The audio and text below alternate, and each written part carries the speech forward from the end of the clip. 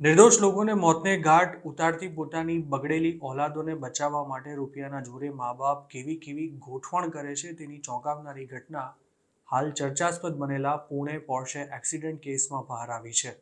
આ કેસમાં પુણેના એક બિલ્ડરના 17 વર્ષના છોકરાએ પબમાં મોડી રાત સુધી દારૂ ઢીંચ્યા બાદ 160ની સ્પીડે પોતાની પોર્શે કાર દોડાવીને બાઇક પર જઈ રહેલા એક યુવક યુવતીને ઉડાવી માર્યા હતા.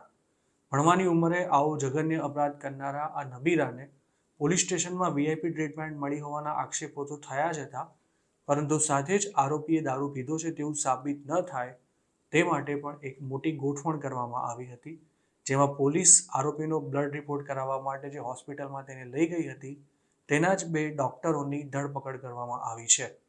પુણેની સાસુન જનરલ હોસ્પિટલના આ બંને ડોક્ટરોની પુણે પોલીસ દ્વારા સોમવારે ધરપકડ કરાઈ હતી, જેમાં હોસ્પિટલના ફોરેન્સિક ડિપાર્ટમેન્ટના હેડનો પણ સમાવેશ થાય છે. પુણે પોલીસ કમિશનર અમિતેશ કુમારે અમારા સાથી અખબાર ટાઈમ્સ ઓફ ઇન્ડિયા સાથે વાત કરતા જણાવ્યું હતું કે બંને ડોક્ટરો પર આરોપીના બ્લડ સેમ્પલમાં ચેડા કર્યા હોવાનો આરોપ છે.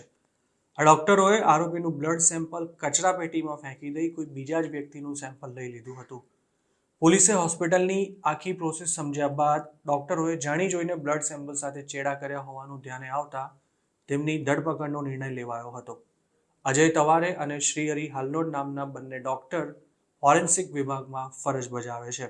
પોર્શે એક્સિડન્ટ કેસના આરોપીના બ્લડ સેમ્પલ 19 મેના રોજ સવારે 11 વાગે લેવામાં આવ્યા હતા, પરંતુ તે સેમ્પલને ડસ્ટબિનમાં ફેંકી દઈ ડોક્ટરોએ બીજા જ કોઈ વ્યક્તિનું સેમ્પલ લઈ તેને ફોરેન્સિક લેબમાં મોકલી દીધું હતું.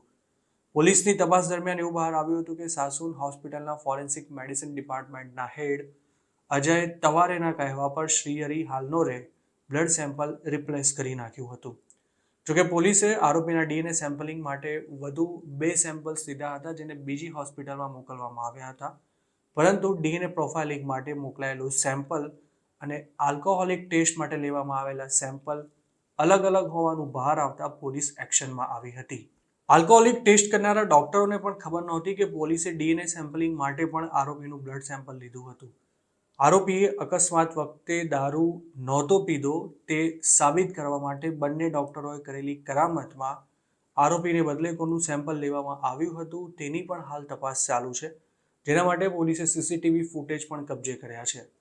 આ કેસમાં પોલીસે જોઈનાયેલ આરોપીના બિલ્ડર પિતાને પણ સહ આરોપી બનાવ્યો છે અને હાલ તે જેલમાં છે. પુણેમાં 19 મેના રોજ વહેલી સવારે 2:30 વાગ્યાની આસપાસ થયેલા અકસ્માતમાં આઈટી એન્જિનિયર યુવક યુવતીના મોત થયા હતા. પોર્શે કારથી અકસ્માત કરનારો આરોપી ત્યારે એક પબમાંથી પાર્ટી કરીને ઘરે જઈ રહ્યો હતો, જેના માટે તેણે એક જગ્યાએ 48,000 રૂપિયાનું બિલ પણ ચૂકવ્યું હતું. પોલીસના જણાવ્યા અનુસાર અકસ્માત થયો ત્યારે આરોપી નશાની હાલતમાં હતો અને આરોપીના એક બ્લડ સેમ્પલમાં ઘાલમેલ કરી તેને બચાવવા માટે પ્રયાસ કરાયો હતો, પરંતુ તેના બીજા જે 2 સેમ્પલ લેવાયા હતા તેના રિપોર્ટમાં આરોપીએ દારૂ પીધો હોવાના અણસાર મળ્યા હતા. ઉલ્લેખનીય છે કે આરોપીને પોલીસ સ્ટેશન લવાયો તેના છેક 8 કલાક બાદ તેણે દારૂ પીધો છે કે નહીં તે જાણવા માટે તેનો પ્રાઇમરી રિપોર્ટ કરાયો હતો, જે નેગેટિવ આવ્યો હતો. આ કેસમાં જુવેનાઇલ જસ્ટિસ બોર્ડે આરોપીને રોડ એક્સિડન્ટ પર 300 શબ્દોનો નિબંધ લખવાની શરત પર જામીન આપી દેતા ભારે હોબાળો પણ થયો હતો અને ત્યારબાદ તેના જામીન રદ પણ થયા હતા અને તેને હાલ 5 જૂન સુધી રિમાન્ડ હોમમાં મોકલી આપવામાં આવ્યો છે. આ પહેલા 25 મેના રોજ આરોપીના દાદાની પણ પોલીસે ધરપકડ કરી હતી.